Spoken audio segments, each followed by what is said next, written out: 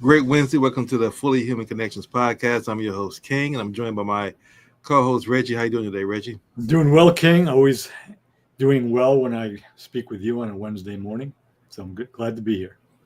Same here. And what's your gratitude moment for this morning? Um, I'm grateful for having my basic needs met, which today, here in the Northeast, where it's going to be in the mid 90s again with a heat index above 100, I'm grateful to have a roof over my head, and when I need it, air conditioning, which I try not to use. But when it makes sense to use it, I use it. But then indoor plumbing, available, abundant, clean water to drink, a refrigerator with good fresh food in it, and the freedom to do work that I care about every day, including our conversations and my coaching and my writing and my teaching.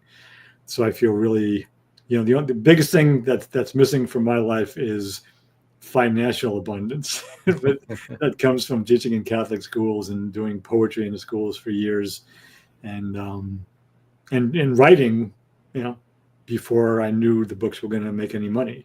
So I don't regret any of that though. So I'm just really grateful for a larger um, ability to live into the things I feel are important in my life. Excellent, excellent. Well, like you, I'm a 10. Uh, I'm sorry, I didn't ask you your spiritual energy number. What's I'm your 10. spiritual? I'm You're a 10. 10? Yeah, go Okay. ahead. I just assumed you were a 10, so wrong mistake on my part, but I'm glad you are a 10. I'm a 10 as well. And then my gratitude moment is I'm grateful for my life, my health, my ability to see, hear, walk, stand, breathe, and have a sound mind. That 24 hours to pursue my purpose in life. I'm grateful for the challenges and problems in my life so that through those I gain wisdom and growth. And I'm grateful for the people I meet. I tell you, like you, I love what I do. I get the opportunity, thanks to technology, to have Zoom calls with people from all around the world. And what's so great about that is I get based off a LinkedIn profile, you can hop on a Zoom call, which eventually leads to a podcast. But the initial Zoom call, I call an alignment call to see if we're aligned.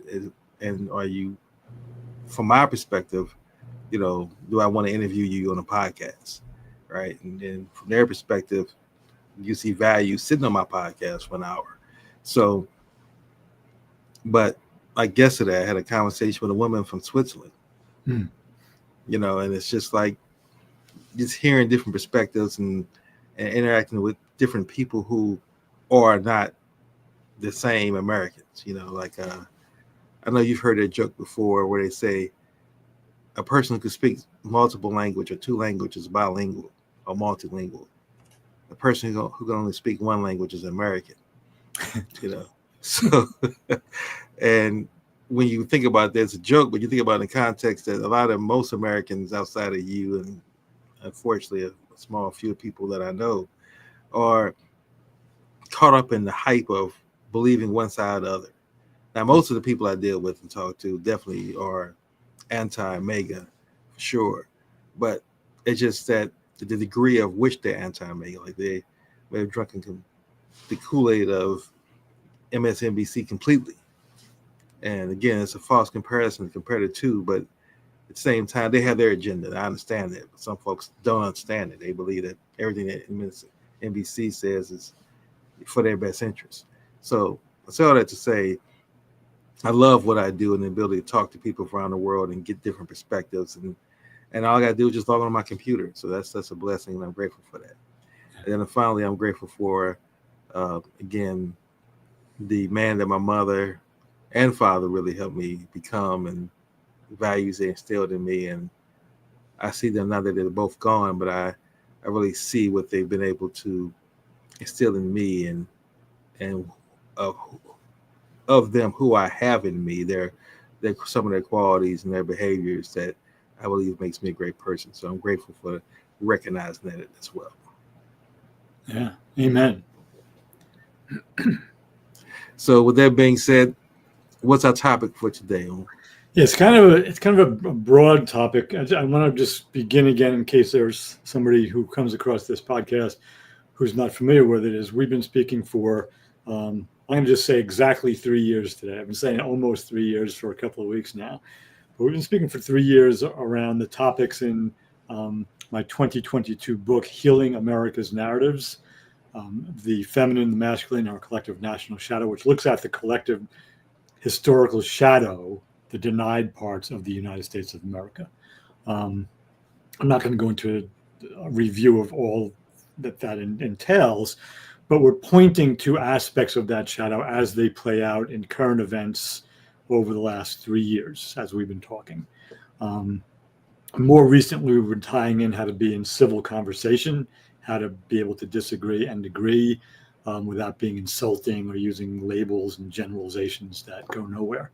But today, because of current events, we're still thematically dealing with America's collective shadow, but I want to invite us to point to some of those very specific and I'll say frightening ways that shadow continues to manifest today.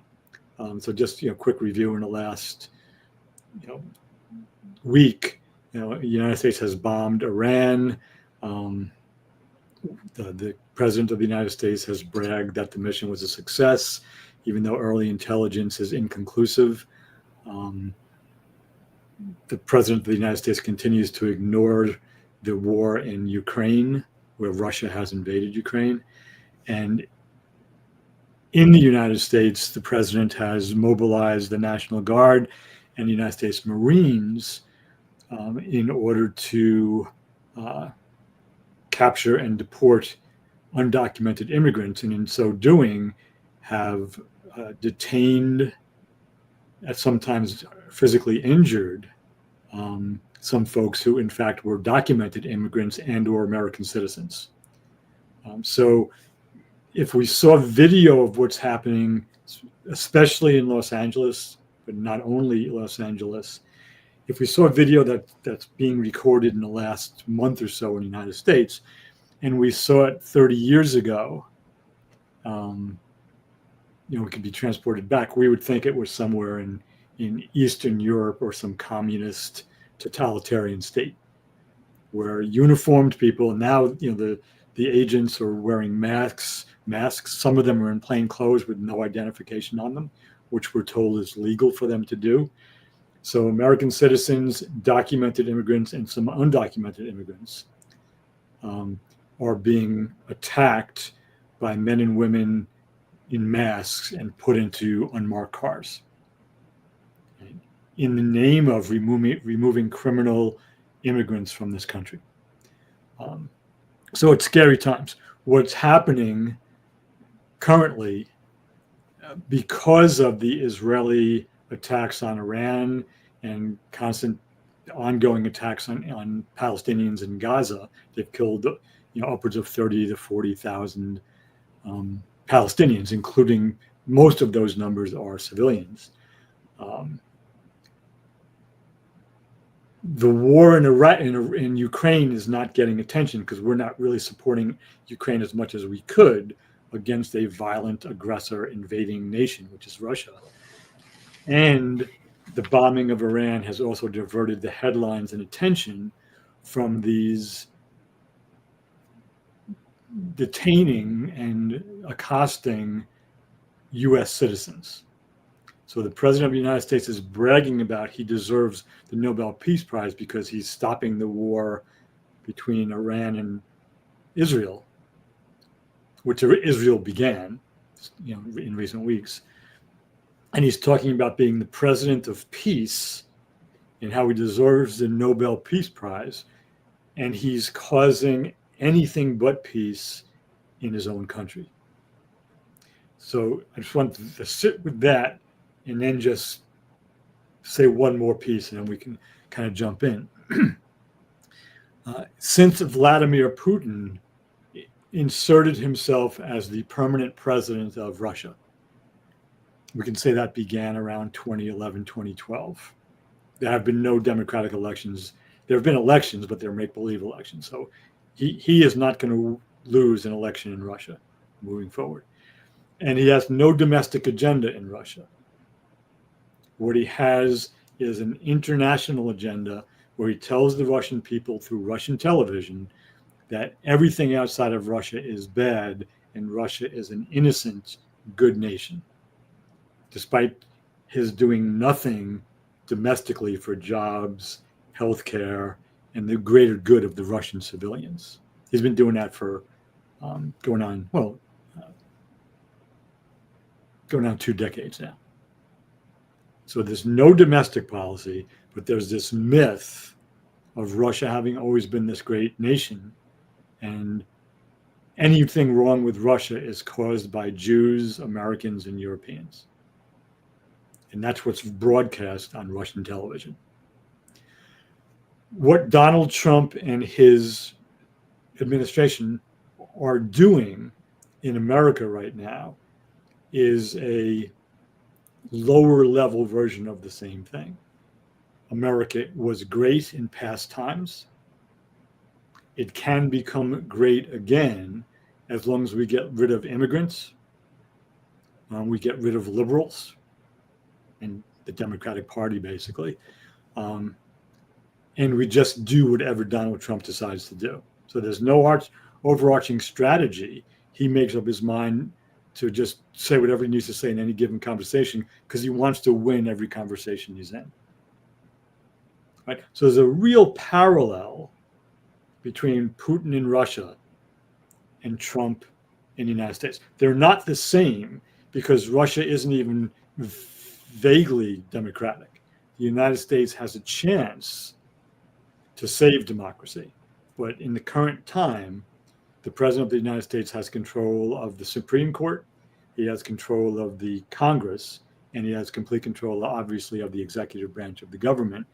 And he's using the military and the National Guards domestically to stop things he doesn't like in the United States. So it's actually a very dangerous time, and many people in this country, again, the shadow, what we deny, we pretend we don't see it or we really don't see it.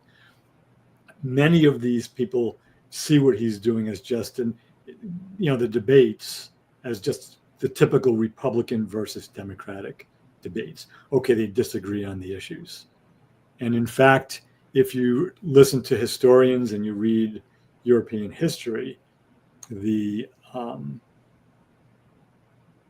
behaviors of 20th century and 21st century authoritarian rulers, whether it's Putin, whether it's Orban in Hungary, whether it was Stalin in Russia, Hitler in Nazi Germany, Mussolini in Italy, the basic moves are the same, and Trump is doing them in the United States now.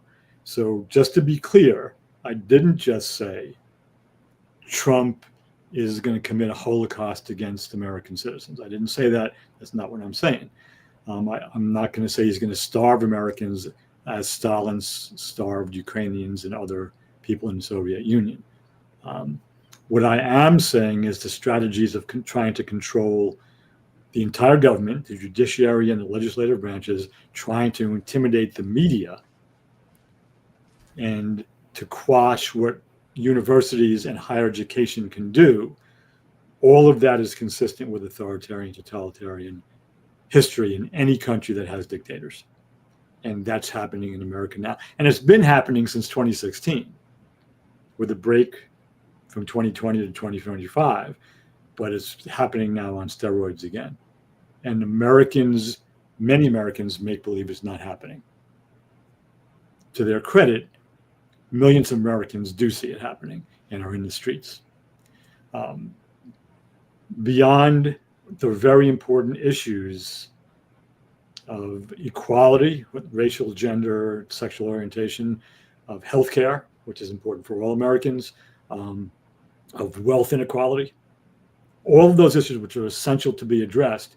If we don't address the dismantling of democratic infrastructure and process in this country now, we'll have no voice in trying to deal with racial, gender, equality, healthcare, income disparity. The ability to deal with that will effectively be gone because we no longer will have a democratic process within which to work, however imperfectly, as we've done for 250 years.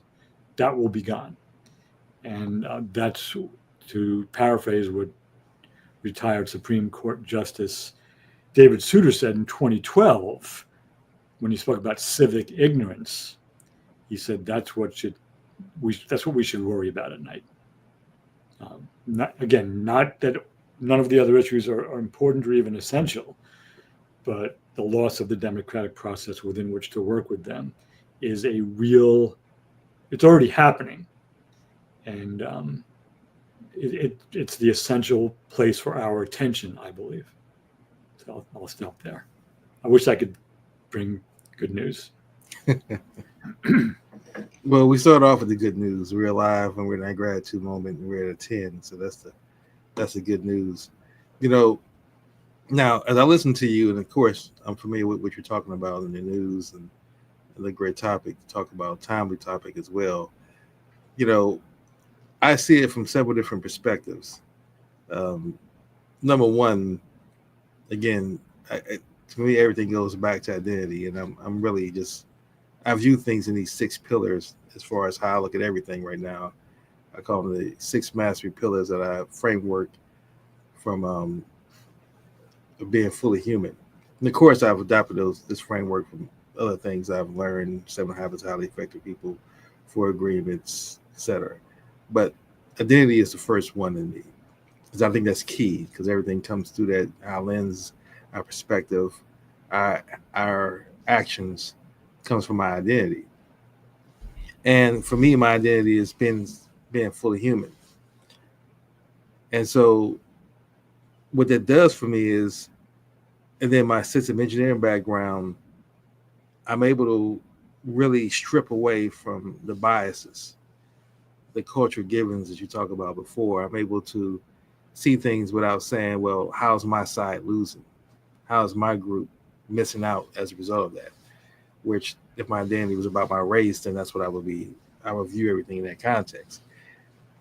And a lot of people who I know do, whether they're white, black, whatever, they view things from their identity perspective. Now, being able to strip it away and remove the bias, and particularly being the engineer, helps you really just see the system behind it and how it operates.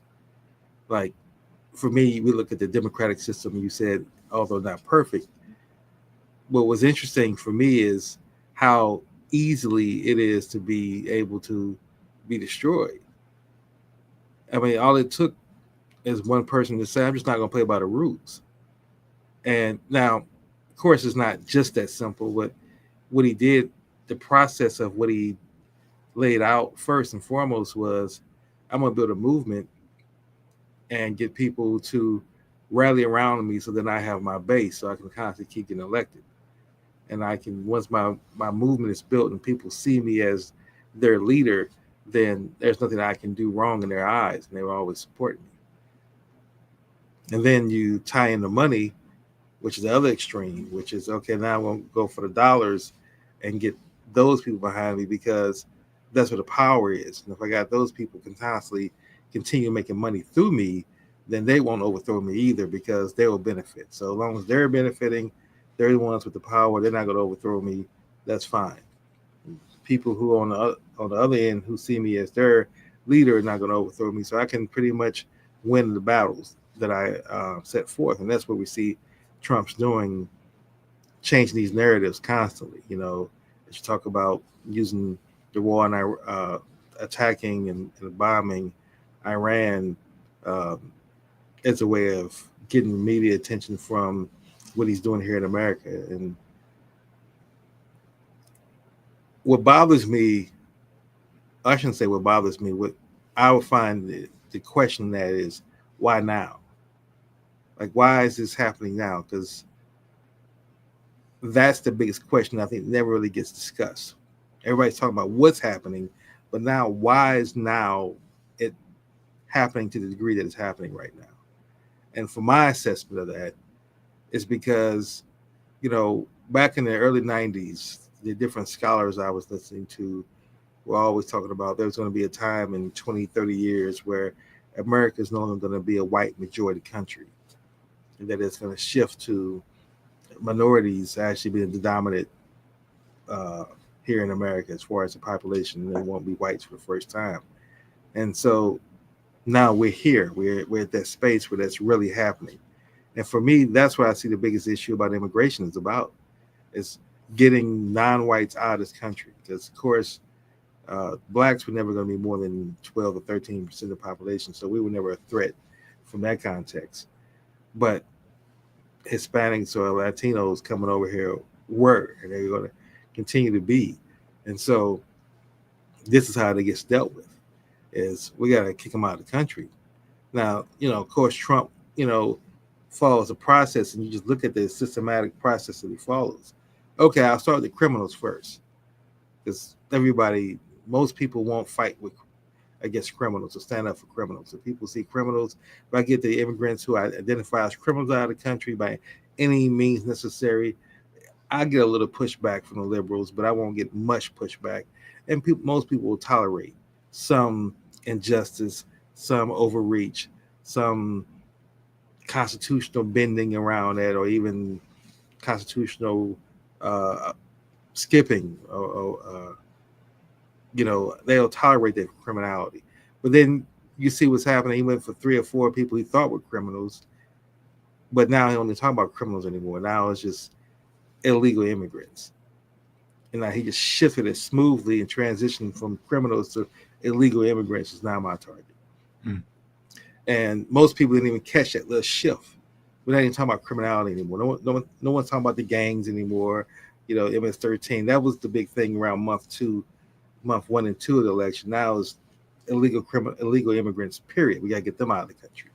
So if folks can't see that this is just a process that he's following, so at every level he's able to kind of keep getting away with more, he's going to continue to keep adding more to that, to the point where it's just going to be anyone who's not white male and rich, it's going to have to either be a slave or kicked out of the country. So that's the progressive path he's going. He's going down.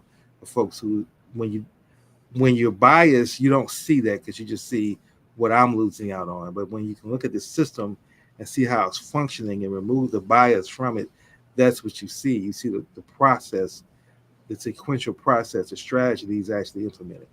And as you said, you look at Russia or any other country that's had an authoritarian, one thing that's always common is you can't have a thriving middle class in those kind of countries or those kind of systems. And so America has been working systematically to get rid of the middle class. Uh, Reagan was, to me, the first step toward that path to say, well, we're going to get rid of the middle class. And that's what we continue to do. We're to the point now where I see more and more videos on YouTube of how many people are sleeping in their cars, how many people are sleeping in storage facilities, how many people are just doing camping lifestyles because they can't afford to buy a house anymore. The idea of American dream that's just really a concept that's just foreign to people now, as much as learning a different language is. So when you look at all that in totality, the shrinkage in the middle class, dividing people into groups, making people hate each other and hate this boogeyman that they're creating. And you watch Trump just move where he's able to just say out loud, no one knows what I'm going to do, before he bombed Iran. No one knows what I'm going to do, and he finds pride in that. Like, that's, you're the president, you lead a nation. Why would you want to use ego in that context to say, it's just totally up to me? When the systems that was created with the Constitution is never up to the president. It's supposed to be up to Congress to state war, but that, of course, Trump has shown, I'm not going to listen to Congress at all. I'm not going to listen to the judges, Supreme Court at all. I want to wrap up my initial thought by saying this. For me, I always like to create analogies to see if I understand how things work. So I create this initial analogy while you were talking. So I haven't really thought it all the way through, but this is my initial assessment of it. I liken it to um, two parents and having multiple children and having structure in place to say this is how the household is going to be governed. And but we have guns in the basement, and each child is raised with certain rules of how to use the guns, what the guns are going to be used for, etc. And most kids have grown up and followed those rules along. Okay, well, to take a gun out, I have to go to gun training school, I have to get gun educated, I have to make sure I get the both parents to sign off on if I use any guns. They know why I'm using the guns. I have to be able to explain that, all those things. Then one kid just grows up and realizes there's guns in the basement. I don't want to go through all those rules. I'm going to just take a gun out and I'm going to see what these parents do. And the two parents are sitting around being Congress and the Supreme Court. Wow, he's taking the guns out. What do we do? And it's like, where's the enforcement of that? That's what I'm saying. It's like, if a system, all of my life, I've been led to believe the Constitution worked a certain way. The three bodies of government worked a certain way. These things were in place to prevent what Trump is doing. And it's like, why he's doing it there, I don't see any repercussion. Everyone knows, and the media even says, okay, Trump is lying about this, and Trump is lying about that, and Trump just said this, and we know that's a lie. It's like, at this point, I'm desensitized to the fact that he's lying. It's like if he says something that's truthful, I'm surprised. So I say all that to sum up. I know I said a lot, but I'm summing it up by saying I believe at the end of the day, it comes down to a lot of folks don't necessarily agree with his methods, but they're not upset with his objective, which if he can make the country sustain white majority and white power, his methods may be brutal and extreme, and they may not be the way they would do it, but we can agree on the outcome. And that's why I'm saying I don't see the consequence of his actions happening. And if consequences do happen, they'll happen once he gets out of office. People like Stephen Miller, of course, are going to fall. He's those folks are going to fall and get locked up. But Trump probably won't get locked up, and if he does, it'll be 82 and have 6 months left in his life. Then he'll go to prison. That's the kind of justice he'll get. So that's my assessment of it, my initial. Yeah, no, I hear that. And I mean, there's nothing said that I disagree with. I do want to point that there's a couple of things that came up. The first one, which is I think in the biggest picture, could be the most important one, but I don't need to make them priority order. But talking about the system and how it typically should work with checks and balances, three branches of the government, we have the federal government and state and local governments, the way the Constitution was formed. And what seems to be missing in a lot of public discourse, not all, but I'd say most public discourse, when we speak about the loss of democratic process and losing democracy, is the reality that democracy is, I guess, it could be a theory, it could be a concept, but in fact, for it to work, democracy is a practice. In other words, the citizens in a democracy, whether it's a pure democracy or a democratic republic where you elect representatives, as we have in the United States, it's a practice which goes beyond voting for the president every 4 years. In other words, it's a regular practice that we engage in. It involves regular discourse with other people, preferably in person. What we're doing today and what these things do, the cell phones do, is we get information about the world and other people that's filtered through algorithms and two-dimensional engagement, which is, again, we're doing that right now in this this online medium. What research has shown, just as an example, during the Syrian war, where Assad was killing his own people, and there were millions of Syrian refugees. The nations and in the United States, the states, the individual states, who either refused to take refugees or only took a couple, as opposed to those nations and states in the U.S. who took, their share or more of refugees, had this particular trait, where those European nations and those states in the United States and cities in the United States, who by default, who by nature, had regular interaction with all kinds of immigrants. I'm going to use New York as a model. You could use LA as a model as well. A lot of the bigger cities you can use, not just the coastal cities.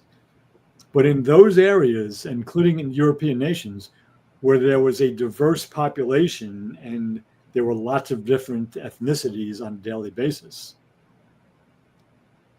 they saw immigrants as human beings and took more of them.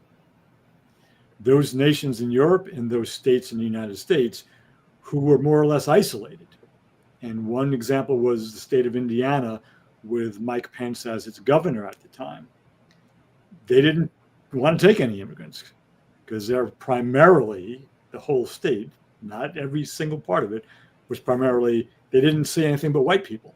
Again, I'm not saying that there are no blacks or Latinos or Asians in Indiana, but generally speaking, most of the state only saw white people. So they were afraid of immigrants, and their idea of immigrants came through this or some other screen where they would read bad things about immigrants, especially Muslim immigrants.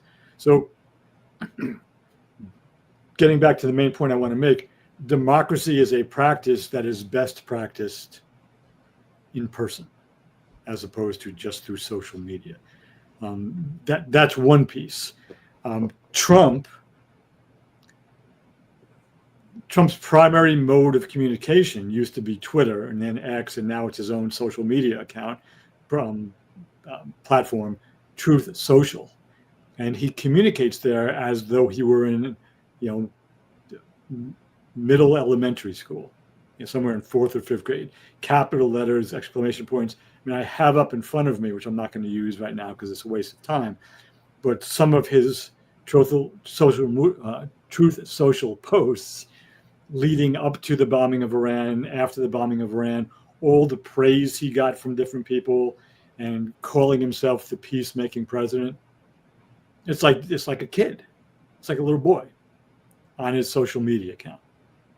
And so he doesn't practice democracy in general. He definitely doesn't practice it as though he has equals in the world. I mean, right now he's at the meeting at The Hague, The Hague, God forgive me for saying that. I know how to spell it too. And he doesn't treat other world leaders as though they're his equals. He treats world leaders, and this is a quote from an interview for one of his staffers, when he was asked by a reporter, journalist at The Atlantic, what would you say is Trump's foreign policy strategy? What is the Trump policy? Like there was a Bush policy and a Obama policy. And this is a quote.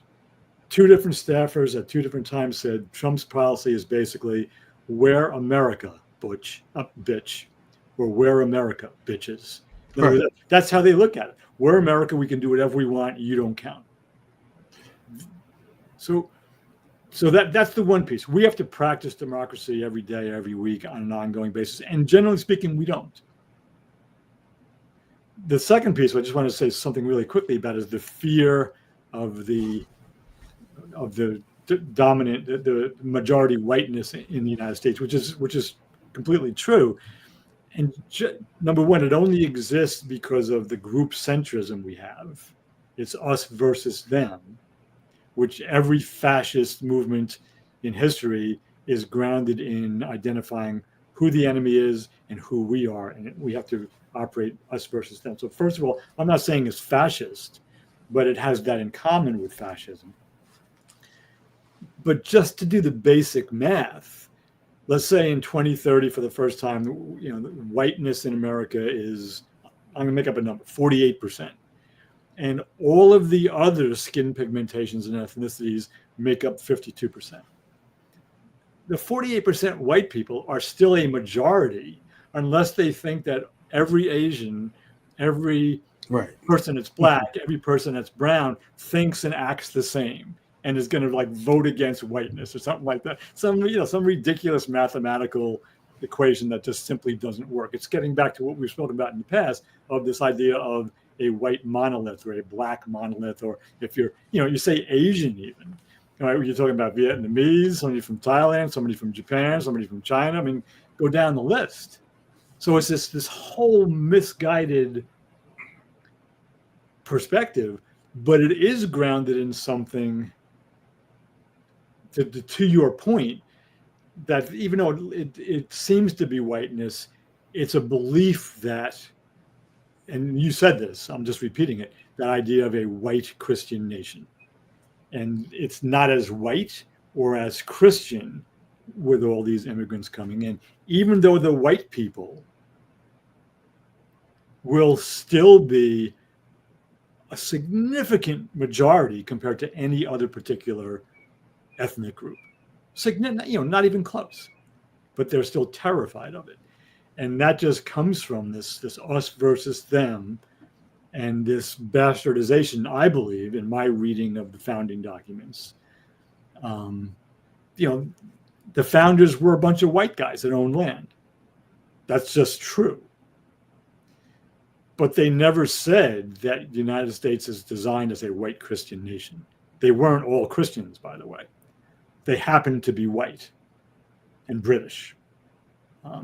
So it's this real bastardization based in, and this is the last point I'll make, if we look at the 9 elements of shadow that we've been speaking about, this gross bastardization of what America can be, is the bastardization from these white Christian nationalists. They're ignorant, they have a certain arrogance, they're afraid of others, that fear leads to bigotry, that bigotry leads to various forms of violence. Many of them are excessive and greedy because many of them are very wealthy.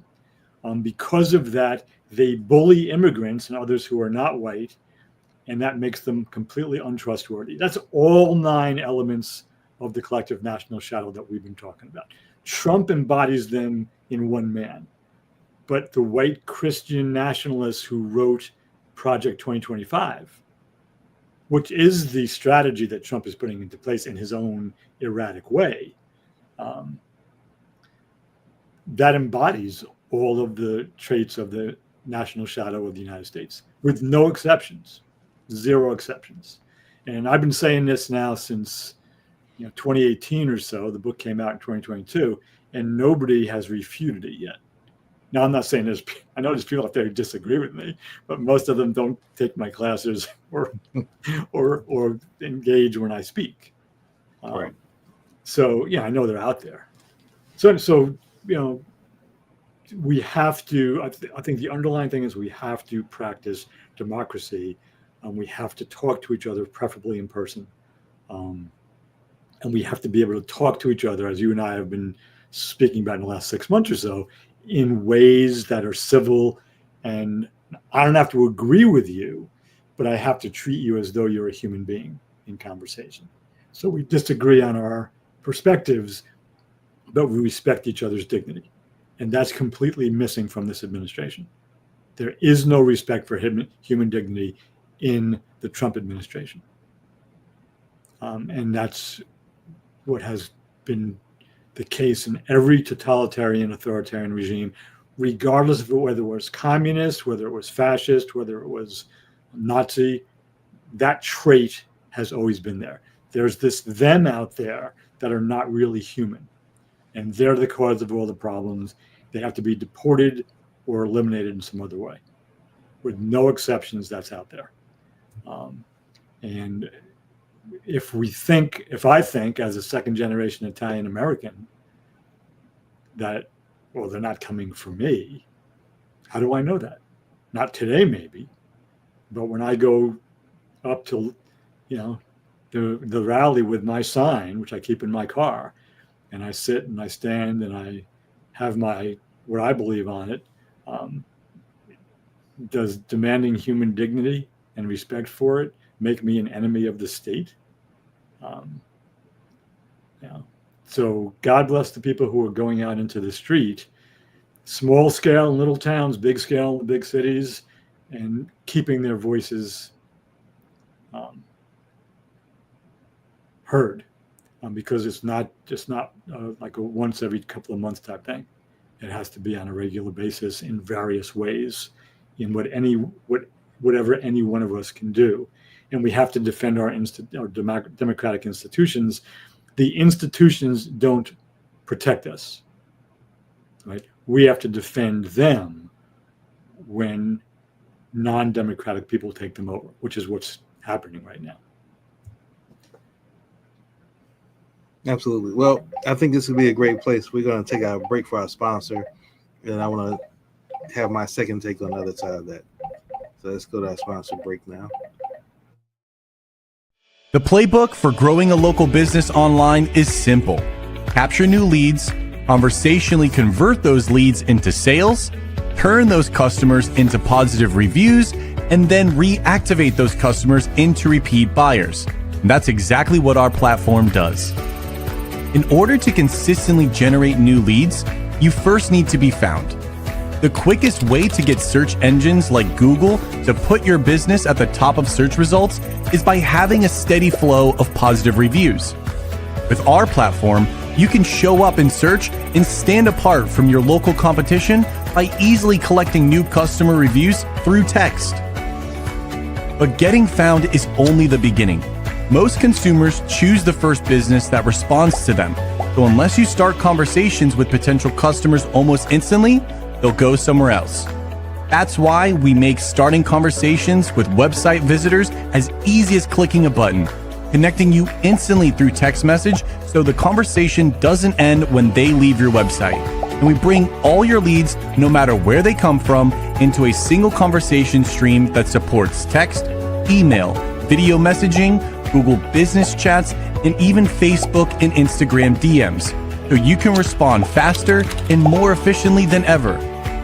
When it comes to turning all those conversations into customers, we make collecting payments just another convenient part of the combo, so you get paid faster no matter how they prefer to pay. Next, you'll want to turn your new customers into happy reviews, which is a snap with our new review request quick actions.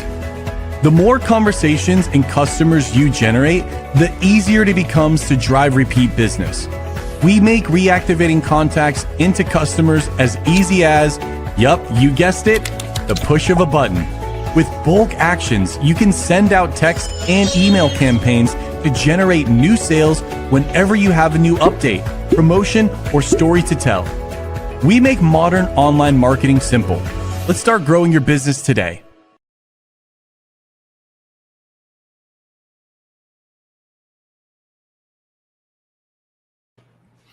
And we're back. You listen to the Fully Human Connections podcast. I'm your host, King, and this is my co-host, Reggie. And Reggie, you said it quite a bit there. Two things I want to address just quickly on this. I think that just to give you a perspective on this, when you talk about Trump tweeting on his Truth Social platform and the way he tweets or the way he talks, see, I think that one of the things that gets overlooked or doesn't get discussed as much is when people criticize that tone, that language, his vernacular, his use of sentences, his breaking of grammar and punctuation. Most Americans that follow him and like him like that. He speaks their language. He speaks directly to them in their way. Using emojis, using all caps. It's the educated that find issues with it, and it makes everybody who's educated skin crawl, because you all understand the grammatical rules. You understand decorum and things of that nature, where Trump doesn't play by those rules. That's what endures him to his people. I think if he actually did follow the rules of grammar and dictation and decorum and everything, he probably wouldn't have this strong with his base. So it's that kind of I'm an outlier that people admire about him that the elites, and then he calls you all elites when you criticize that, because most people don't read. Most people are not continuously writing books or reading books at that level. That's a small majority. And of course, I don't have the data to give true statistics to it, but just talk to the average person. Ask them how many books they read a year, how many books they read a month, you know. So now, so I just want to point that out, that that's what endears Trump. And I know you know that, but I think that's we got to be careful of that, criticizing that, because that's what's going to further alienate people who do support Trump, and they're not going to listen to you if you criticize that part of his behaviors, right? So I just want to point that out. But the other part I want to talk about, again, going back to identity, I just really want to be clear too when people listen. When I say identity being folks who identify as white, I'm talking about from the power structure context, not necessarily the skin color context, right? So it's folks who choose to say I identify as white, is I'm taking on the power structure of what that gives me because of that. Because we all know that race is just a social construct, and we know that throughout history, white has morphed the definition of what white really is. Like you said, there was a point in time Italians wasn't considered white, quote unquote. Irish wasn't considered white, quote unquote. Catholics wasn't, you know, now we want to talk about religion, and Jews were considered white, quote unquote. So now all that's been encompassed into white. So really there is no white as far as a color. It's a form of a power structure. So folks who identify with that is where I'm aligned, that I'm speaking of. And that's where I think that people who do, because see, when we look at, and the words are intentional, when you look at human race, you look at race, if we're going to identify by our race, then automatically we're in competition. I have to want to root for my race. It's just instinctive, you know. It's nothing, and it's really nothing wrong with that if you choose to identify by that. That's why identifying by your race is wrong, because it immediately puts us at odds. You know, I'm never going to root for the Asian race if I'm a black man, if I identify by my race, right? I'm never going to feel that black people have enough, and that, okay, that's some Hispanics come on in and get some of this land and some of these resources if I identify by my race. That's why I believe it's so critical that we have to identify as human beings first and foremost, because then it changes everything about how we move and operate in the world. Then it's not so much I want all black people to win, I want all people to win. Now, and then people who operate on the idea of love and energy and serving and kindness and have a grateful spirit, then yes, I want those people around me. That's what I want to build around my tribe.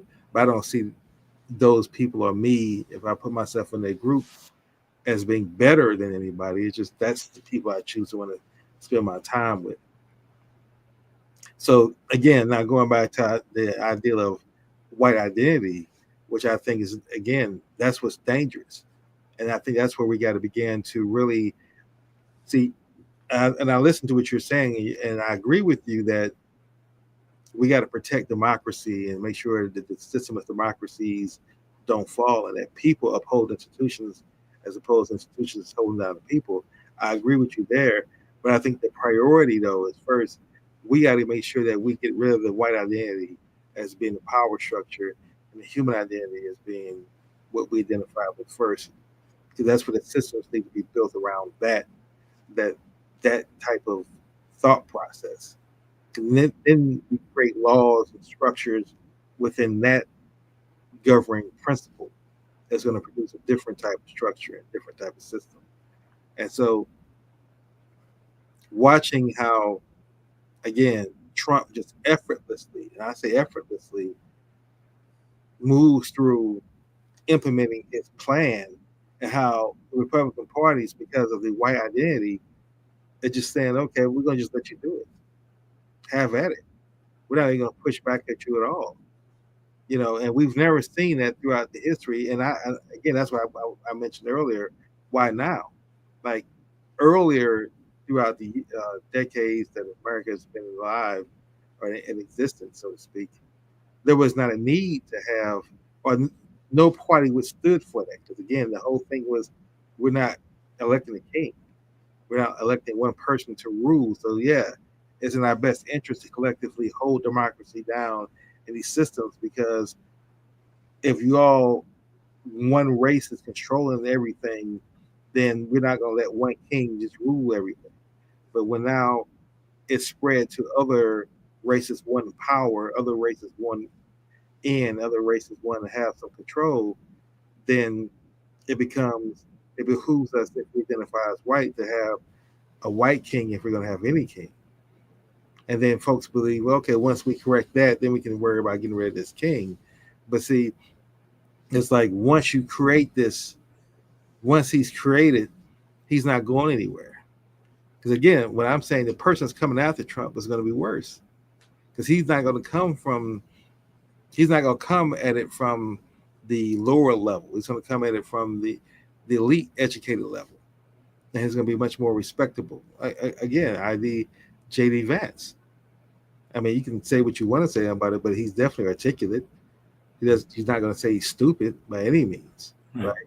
So now, when you see JD Vance and he's basically following Trump's lead, he's being geared to replace Trump. Now, he doesn't have the charisma that Trump has. That's the problem. Trump has a charisma about him that draws people in. It gets the media to listen to him. He had that swag with him back before he even became president, when he was just in the 80s as just a rich, child who got his money from his father. But he was able to still hang in predominantly entertainment circles with people who have a certain vibe, and Trump was right there with him. And he was able to hang at that level. So he's always had that charisma about him. And I just want to finally end this by saying this, that we are on the same page with wanting to protect democracy and protect the systems. My question, again, comes back to, when are enough people going to realize that it's how we identify as human beings? I mean, our lack of identifying as human beings first, and just realizing that our race, our religion, our sexual orientation, our gender, our politics, all that is just descriptions of who we are.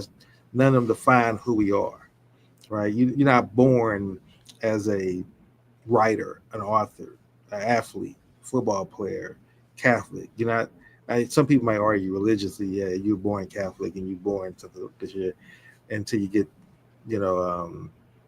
baptized into your religion.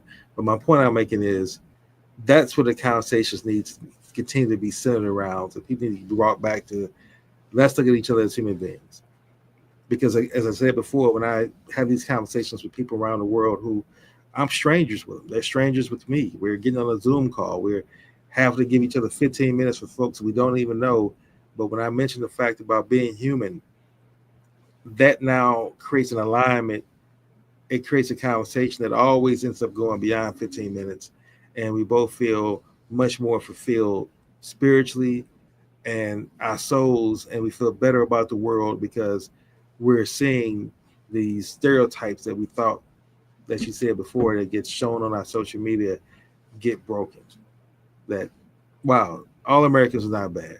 And then all Black Americans definitely are not bad. And all Black men who are Americans are not bad. So I'm shattering those with every conversation I have, because I'm showing folks that I'm a human, and it's a humanity in me that wants to connect with you. And let's look at ways to co-create. Yeah.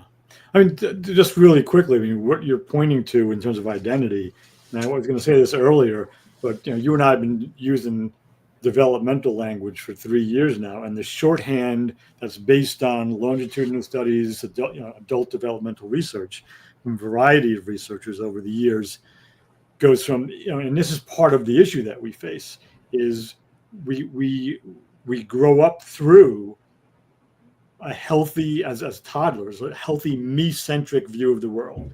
You learn how to talk and walk, and you can say no to your parents, And that's a necessary developmental move in order to become an individuated human being.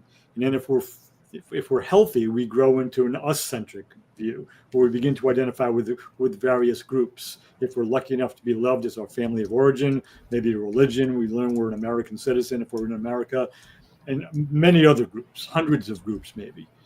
And that's where most adults around the world, but definitely in the United States, stay in their socialized mind, in their group-centric identities. And what you're talking about, being able to just see each other as human beings first, that's a developmental move. You can't just suddenly decide it.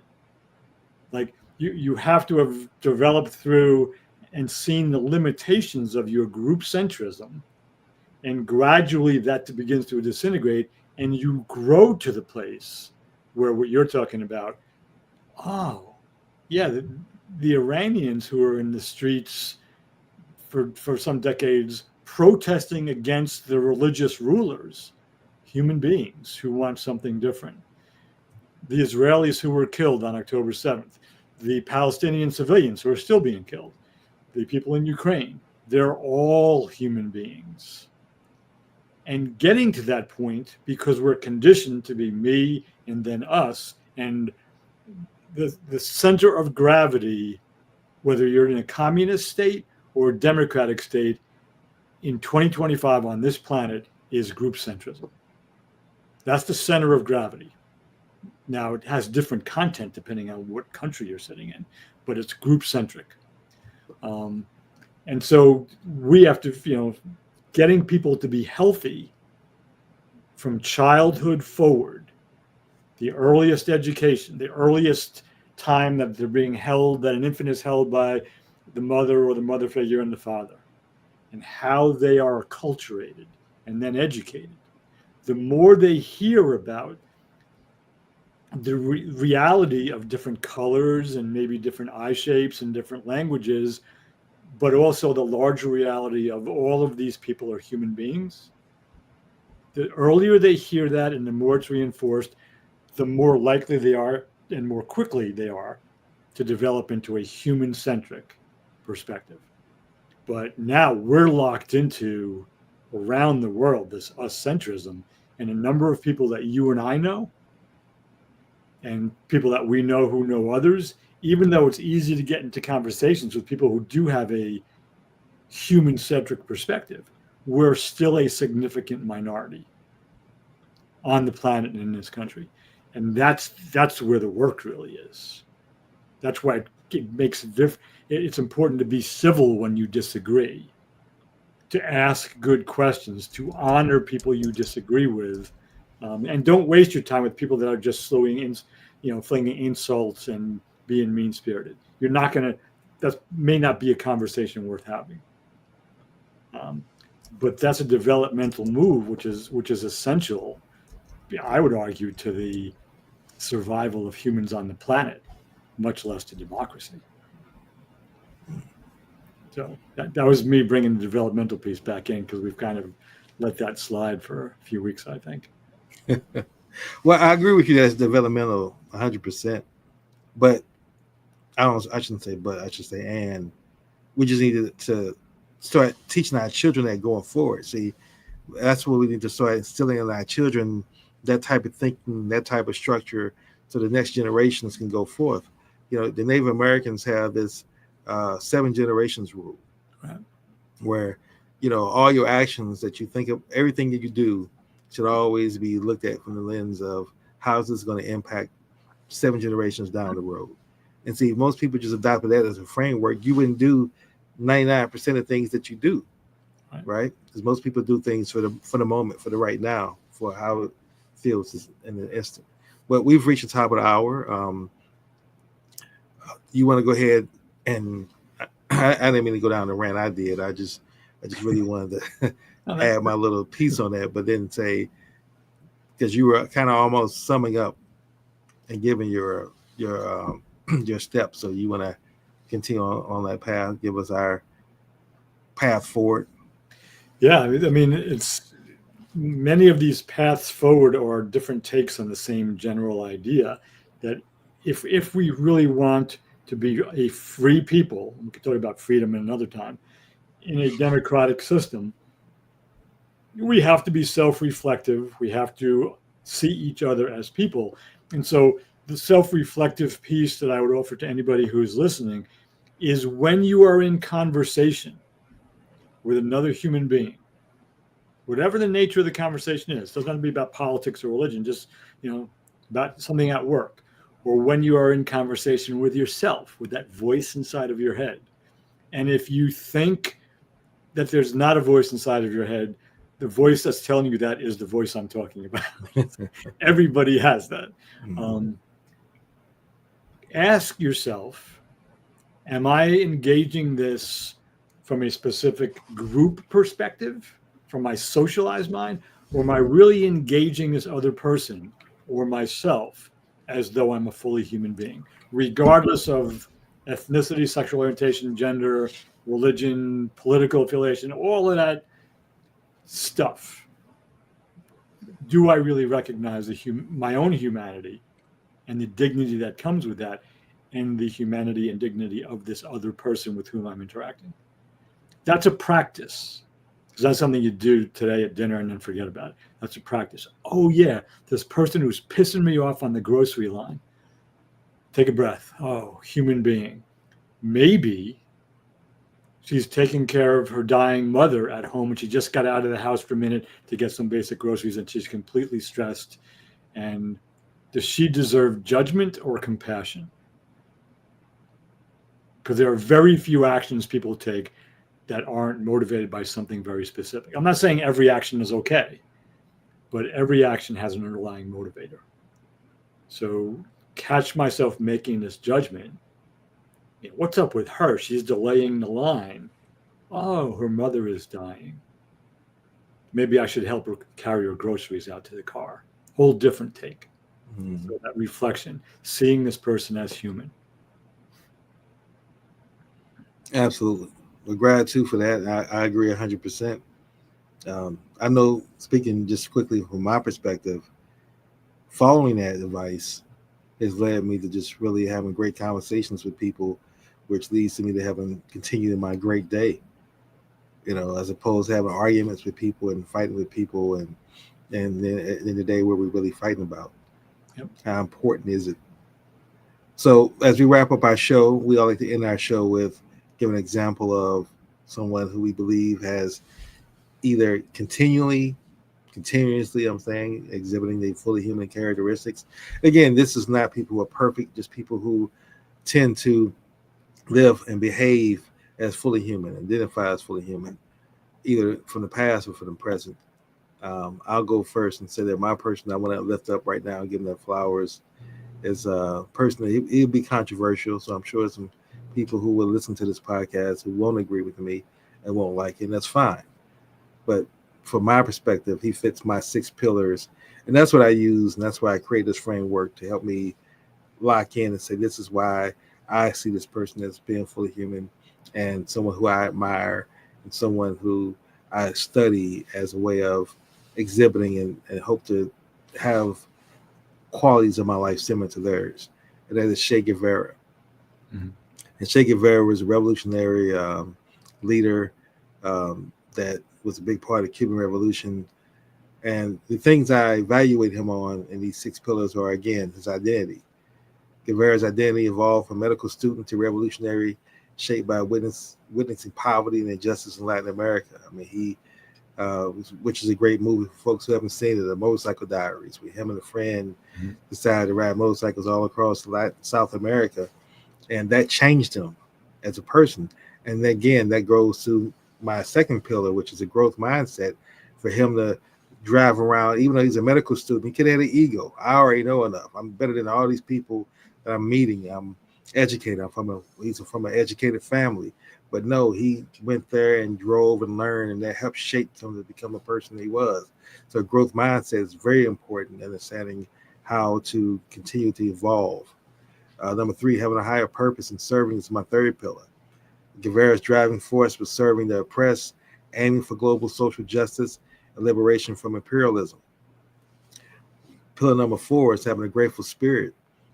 Despite harsh conditions, his illness, hardship that he gained in Sierra Maestra Mountains, he showed resilience and gratitude for solidarity among his revolutionaries. Number 5, governing principles. He lived by strict Marxist principles. I know we don't like Marxist teaching in this country because, it's communist, but he advocated for equality, anti-imperialism, and the new man ideal. And finally, his self-awareness. He regularly reflected on his actions, motives, and the broader impact of his revolutionary work. So for me, those 6 pillars of identity, growth mindset, higher purpose, grateful spirit, governing principles, and self-awareness is how I evaluate them. And not that every person who I'm going to lift up or advocate has to achieve all 6, but he hits all 6 to me, and he's someone who I lift up as being fully human.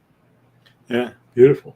I love that choice. As a quick aside, when I was first teaching high school in the mid to late 70s in Yonkers, New York, I had, as difficult as it may be to imagine this, I had very curly, long, dark brown hair and a beard that was fuller than it is now, and was also dark brown.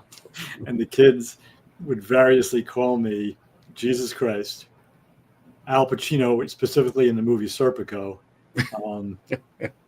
Che Guevara, and there was one other one I forget, but he was one of the people that kids back then knew who he was in the 70s. So he was one of my lookalikes. Well, you gotta show that picture one day. You gotta put that picture up on the screen so we can see it. Okay. I'll see if I can dig it out over the next week. So I don't think I've ever done this person before, but today would be my sister Anne Marie's 72nd birthday, where she's still alive. So she was born on June 25th, 1953, 11 months before I was born. She passed away unexpectedly under somewhat difficult conditions on March 17th, St. Patrick's Day, 2009. I actually found her in her home. And she was a really creative soul. We had a moderately healthy childhood, loving parents. She wound up, she had some administrative jobs in large companies, which were underemployment for her because she was in many ways very, very intelligent. She was a quilt maker. She was a musician. She was a singer. She was an interior designer, really talented painter in terms of how she painted the walls in her own house and all that. And her last 10 years, from around 1999, 2000 through 2009, were very difficult for a number of reasons. And she died at the age of 55, which amazes me, long before her time. And there's a line from a Chris Christopherson song, which I recited at what I used as part of the eulogy that I delivered at her memorial service back in 2009. And my paraphrase of it is, the world she saw was sadder than the one she hoped to find, but it wasn't near as lonesome as the one she left behind. And again, that's paraphrased from a line from Christopherson's song. So I just miss her a lot. But at her best, we had laughing fits crazy laughing fits. We were critical of the world and other people together. I was amazed at her creativity, which I don't have the musical and the visual creativity that she had. We shared a certain way with words. She was a pretty good writer herself. So she was fully human until some of the demons in her 40s kind of caught up with her through her 50s, which made her life increasingly more difficult. So that's Anne Marie Mara, my sister. All right. Well, to your sister, appreciate you sharing that story, and definitely appreciate you for, again, choosing another wonderful topic, coming to the show, present, engaged. I don't take that for granted. I've been in many conversations with people who don't show up present, don't show up engaged. So I definitely appreciate that. And I appreciate our listening audience for listening to us. I know we've gone over. We've having some great conversations, and so that's tending to run us over. I hope you all enjoyed our conversation. Hope you enjoyed the discussion, whether you're watching live or you're watching on a replay. Until next Wednesday at 10 a.m. Eastern Standard Time, let's all continue to be more fully human.